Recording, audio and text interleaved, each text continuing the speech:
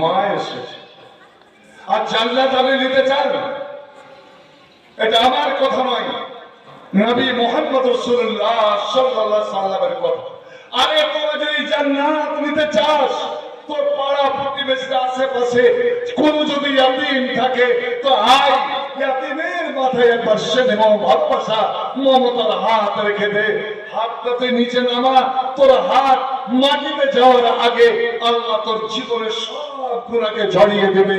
কার তোর হাতের নিচে যতটা গুণ চাপা যাবে তত দিনের তোর গুনাহটা মুছে যাবে এবং নেকি লেখা হবে। কারণ কারণ নবী আমার বলছেন, আমি ছিলাম বাপ হারা, আমি আমার আব্বাকে দেখি নাই, আমি ছিলাম ইয়াতীম।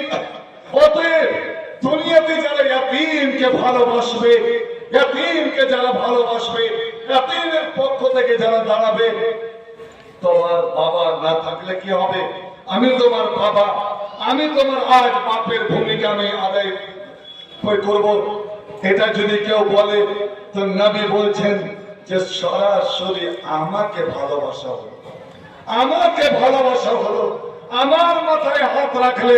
কারণ আমি ছিলাম প্রথম ইয়াতীমের লিডার, ইয়াতীমের ইমাম, ইয়াতীমের সরকার। আসল বরং তো দেখি আজ এই ছেলে যখন বাড়ি যাবে, প্রত্যেকের বাবা তাকে অভিনন্দন জানাবে, মোবারক বাজাবে, সালাম দিয়ে ছেলে তুমি এলে আব্বা, এও আব্বা বলে ডাকবে। কিন্তু যখন ভর্জনের বাড়িতে, নিজের বাড়িতে ঢুকবে, তাদের চাচারা অন্যরা আসবে, কিন্তু বাবা শব্দটা শুনতে পাবে না। আজ আপনারা বাবার ভূমিকা নিয়ে যেখান থেকে নিকির ঝুলি নিয়ে যেতে পারবেন না।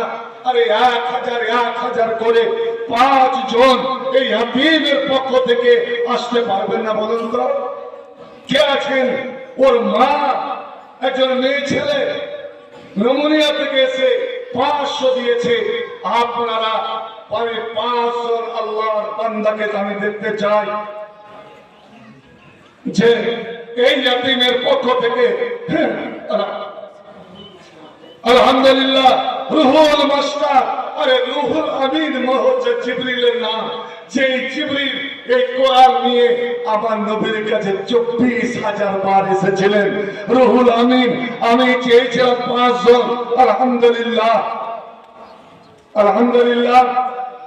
জি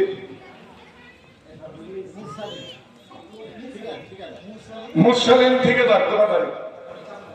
চাপড়া